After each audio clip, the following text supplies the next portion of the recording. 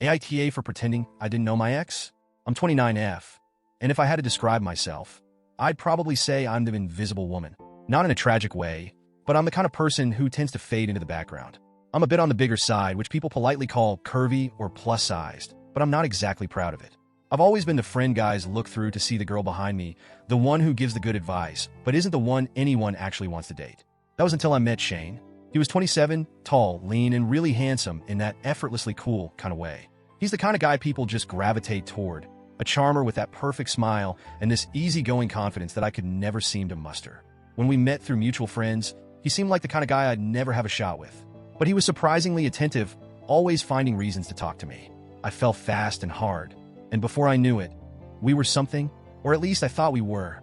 But from the start, there was this catch. Our relationship had to be a secret. I remember our first real conversation about it. We were lying in my bed, just talking about our lives, dreams, and random nonsense. And I asked if he'd ever want to go public. He looked at me, then away, then back, and said, "I'm not ready. It's just a personal thing." And because I was scared of losing him, I didn't press. I didn't even tell my best friend, Sarah, because deep down, I feared what people would say.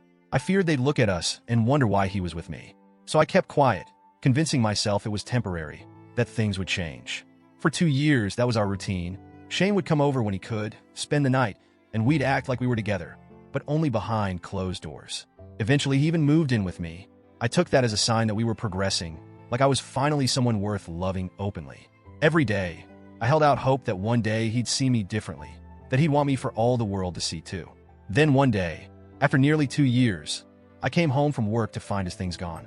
His clothes, his toothbrush, that ugly mug he insisted on using every morning, it was all gone. Just like that, without a word, he ghosted me. I tried to call him, and that's when I found out he'd blocked my number, blocked me on every social media platform. I remember sitting on my bed that night, staring at the empty closet, feeling hollow and wondering what I'd done wrong. It wasn't until a week later that a mutual friend casually mentioned, "Did you know Shane and Jess are a thing?" Jess, a gorgeous, slim, successful woman who was the polar opposite of me. They were posting pictures together, vacationing, doing all the things he'd refused to do with me. I was a secret as stand-in. I was his backup until he found someone he deemed worth it. That realization wrecked me in ways I can't fully explain. But what could I do? I tried to swallow the shame, the betrayal, and I buried it so deeply that no one would ever know. I went radio silent. I didn't tell my friends the truth, didn't even tell my family. To them, Shane and I simply drifted apart. The shame of it all was too much. How could I explain that I'd let myself be used and discarded like I was nothing? And worst of all, how could I tell anyone I'd willingly let myself be treated like this? I didn't speak to Shane for a year. I avoided places I thought he might be, put up every wall I could, and focused on rebuilding myself. It wasn't easy, and I'd be lying if I said I didn't still have days where I questioned my worth. I tried to tell myself I'd moved on. But then, a few weeks ago, I heard that Shane was supposed to marry Jess, but that the wedding was off because Jess had cheated on him. And if that wasn't enough, I found out his grandfather, who he was extremely close to, had passed away just last month. The news left me feeling so conflicted, hurt, satisfaction, anger, and maybe deep down even a bit of empathy. But I shoved it aside. I wanted to be done with him, with anything that reminded me of the past.